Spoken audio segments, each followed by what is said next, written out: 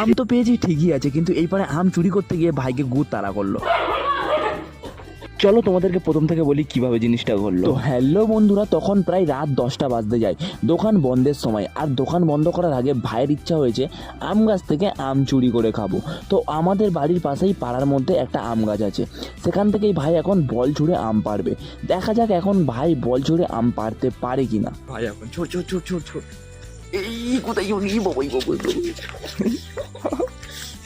চলো first time miss. ভাইয়ের প্রথম নিশানা হয়ে গেছে মিস। এবার দেখা যাক সেকেন্ড বারে কি করে। বল ছুঁড়ে দিয়েছে, আম কি পড়বে না। সেকেন্ডও মিস। গাইস সেকেন্ড ট্রাই ভাইয়ের মিস হয়ে গেছে, এখন থার্ড ট্রাই করতে যাচ্ছে, দেখা যাক কি হয়।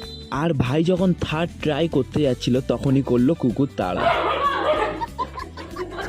ভাই 3বার চেষ্টা করার পরেও আম একটাও গাছ থেকে পারতে পারেনি। আব মেরা বাড়িয়ে চলো দেখা যাক আমি এবারে কি করি। বল এখন আমার হাতে, আর আমি প্রথম বল ছুঁড়েছি, গাছেও মারতে পারিনি, গাছের বাইরে চলে গেছে। তাকিয়ে থাক আমার সেকেন্ড ট্রাই। আর ভুলভাগ্যবশত আমার সেকেন্ড ট্রাইটা গাছের মধ্যে লেগে যায়, আর টপাস করে পড়ে গেল একটা আম।